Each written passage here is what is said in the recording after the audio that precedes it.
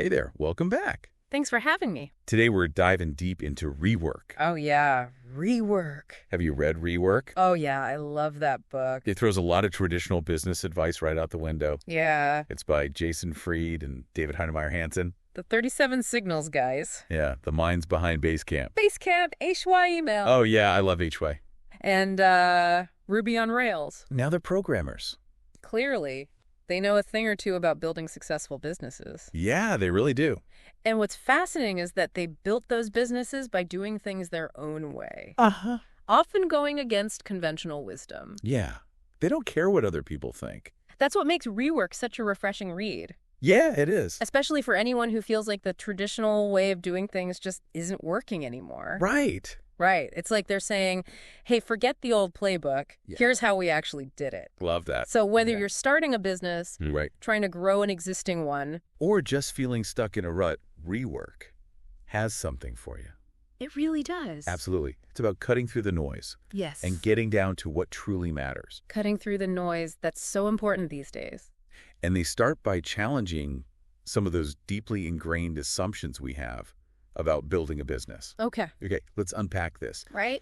One of the most in-your-face statements they make right off the bat Yeah. is ignore the real world. Whoa. Isn't that a little crazy? That's pretty intense. It definitely grabs your attention, Uh-huh. but they're not saying to throw common sense out the window. Okay. What they're arguing against is blindly following traditional advice Yeah. just because that's how it's always been done. They want you to think for yourself, question the status quo, Yeah. and find what works for you. I love that. So it's more about being aware of the rules, Right. but not letting them dictate every decision you make. It's about knowing the rules, but not being afraid to break them. Kind of like how those early tech companies in Silicon Valley, Uh-huh. the ones that really disrupted things, they didn't play by the traditional rules. Those are the ones that change the world. Exactly. Yeah. Think about companies like Google or Apple. Oh, yeah. Huge. They didn't become giants by doing what everyone else was doing. Uh-huh. They challenged the norms and created their own paths. Right. Rework encourages that same kind of independent thinking. Yeah. I mean, they literally reworked how we think about business. I love that. Now, another assumption they really go after is the whole learn from your mistakes mantra. Oh, yeah. Learn from your mistakes. You know, the idea that failure is just a stepping stone to success, blah, blah, blah. It's everywhere these days. But Rework throws some serious shade on that whole concept. Oh, really? They make a really interesting point. Interesting. They argue that other people's failures have nothing to do with you or your business. Learning from your own mistakes, sure, that makes sense. Of course. But studying someone else's failed business model, not so much. Not really. It's like saying, well, Blockbuster didn't adapt to streaming, Oh, yeah. Blockbuster. so I'm definitely not going to invest in any new technology either. Right. Who would do that? That's a perfect example. Makes you think. Rework argues that success is what really counts. You learn from what works, Right. from the businesses and people who are thriving, The winners. not from those who crashed and burned. Not the losers. It's about studying the winners, That's it.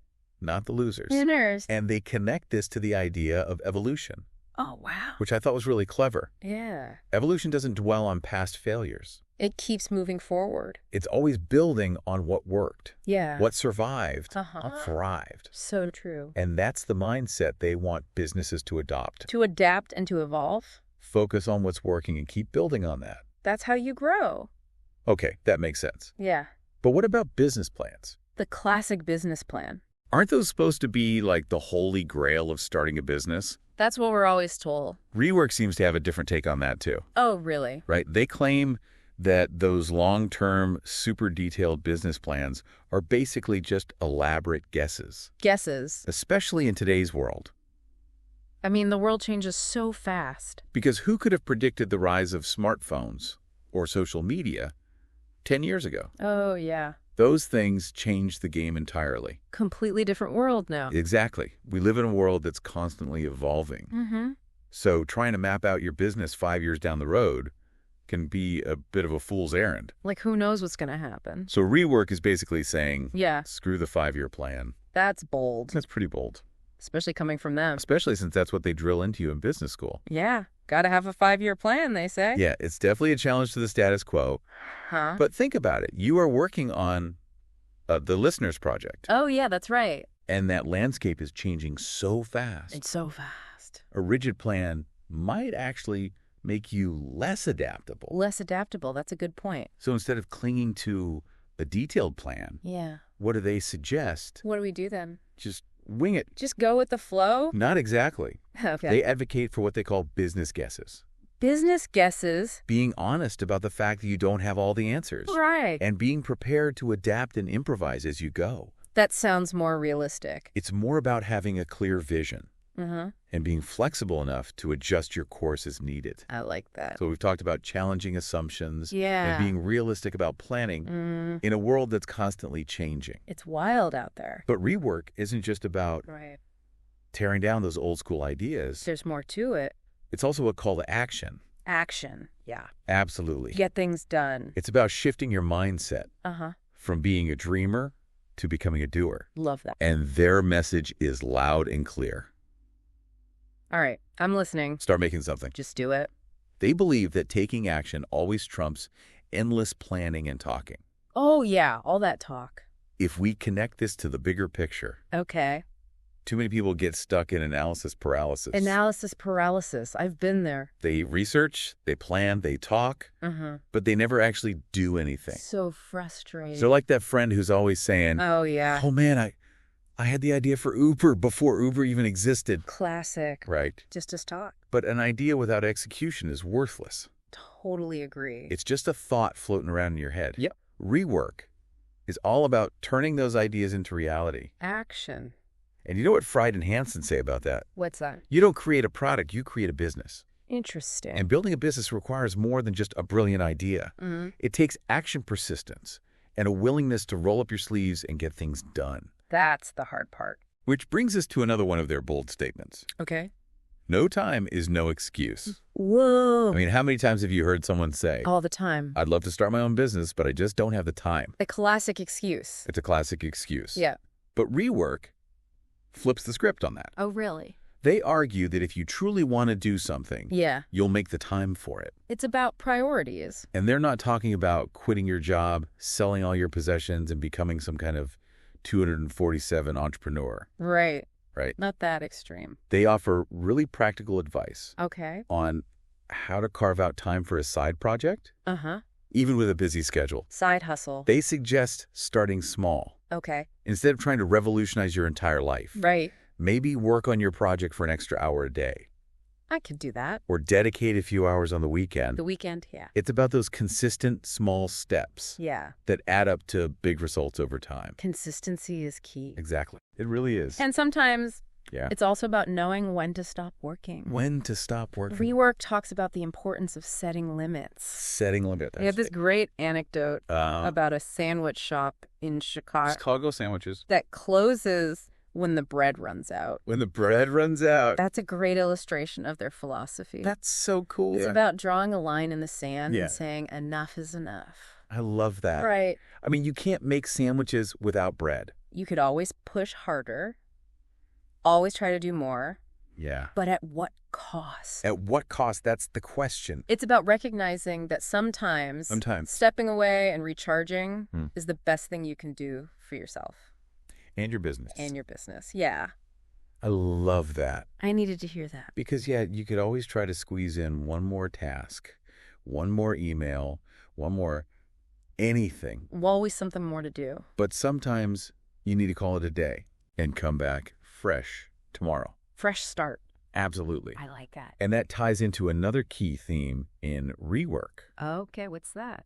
Embracing constraints. Embracing constraints. This is one of my favorite parts of the book. Really? They actually argue that limitations can be beneficial for creativity. Limitations? Yeah. Beneficial? Wait, seriously. I don't get it. Constraints can be a good thing. How is that possible? That sounds counterintuitive. It really does. I know, right? Yeah. But think about it.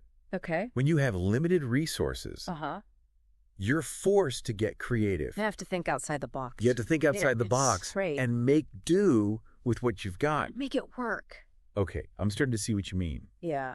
It's like those prisoners who create weapons out of soap or spoons. Oh, yeah. Prison ingenuity? They have to be incredibly resourceful Very resourceful. because they don't have access to traditional tools. Right. Exactly. Limited options. Or think about the game show, The Price is Right. It's a classic. It's been running for over 30 years with a pretty simple concept. Same concept forever. You're right. Simple but effective. It's not flashy or high-tech. Nope. But it works. Yeah. And it's stood the test of time. It has. Which is pretty impressive in the world of entertainment. Things change so fast. Another great example is Southwest Airlines. Oh, yeah, Southwest. They only fly Boeing 737s. Really? Just 737s. Which might seem like a limitation. Yeah, at first. But I'm guessing that actually makes their operations a lot more efficient. I bet it does. Exactly. Wow.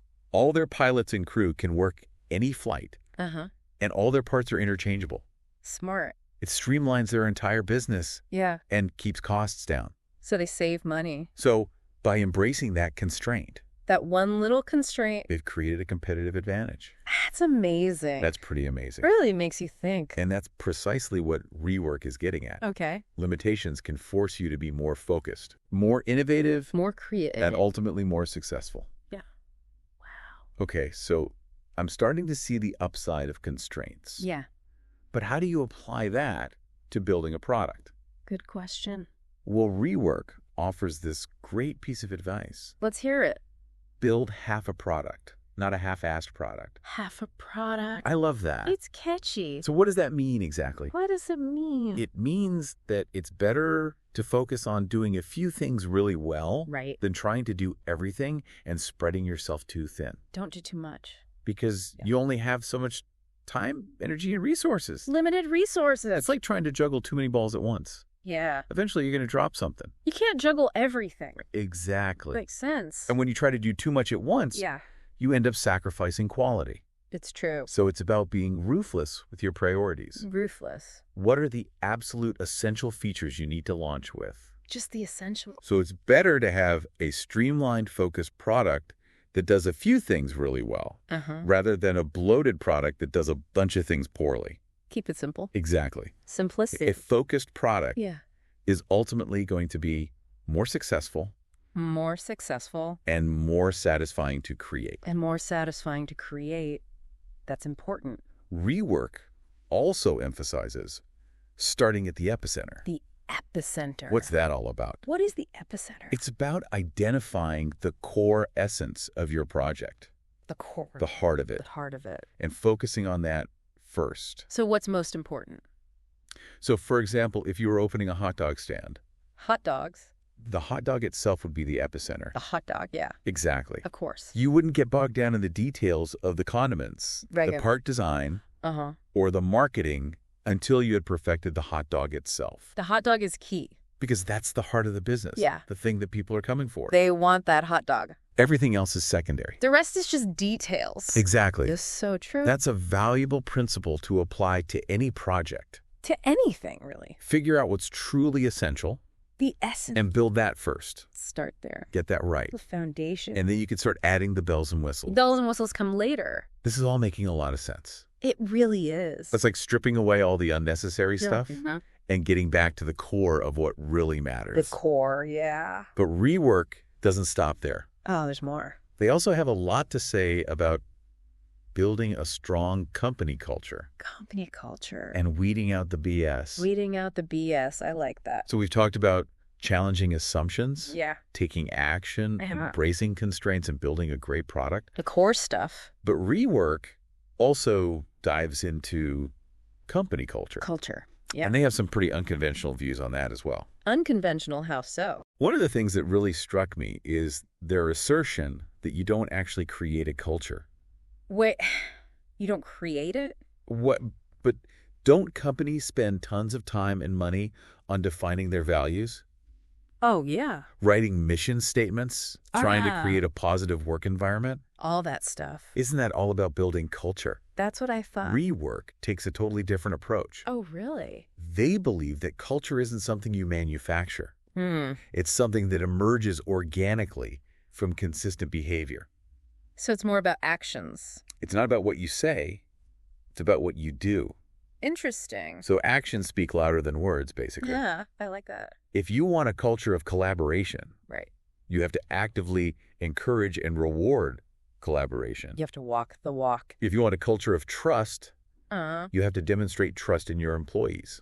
Lead by example. Exactly. And that goes for everything. Everything. From how you make decisions Okay. to how you interact with each other. Correct. And with clients, it all matters. Culture is built through everyday actions. I see. Not fancy slogans or posters on the wall. So it's deeper than that. Okay, that makes a lot of sense. It does. It's like that saying, you can't fake it till you make it.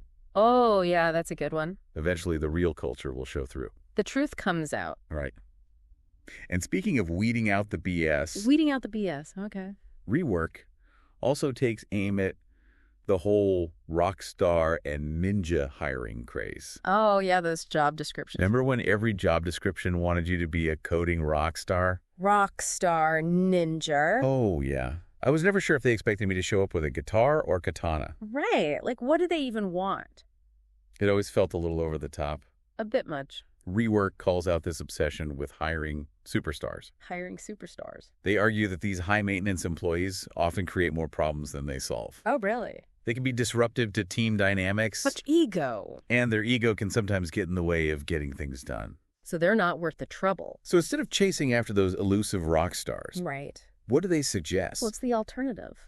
They believe in hiring what they call managers of one. Managers of one? People who are self-directed, responsible, and capable of managing themselves. Sounds like good employees. So people who can basically take ownership of their work and run with it. Get things done. Exactly. They're proactive. They solve problems. Problem solvers. And they don't need constant supervision or hand-holding. Independent. They're the kind of people who make things happen. The doers. I like the sound of that. Yeah, me too. It seems like a much more sustainable way to build a team. I agree. Especially for a small business or a startup. Startups especially. Where everyone needs to wear multiple hats. Right. Everyone does a bit of everything. Absolutely. And Rework doesn't shy away from addressing work-life balance either. Work-life balance, that's important. One of their more surprising pieces of advice is to send people home at 5 p.m. Send them home at 5. Seriously, in today's always-on work culture. Right. Everyone's always working. Yeah, that sounds almost revolutionary. Like going back in time. Right.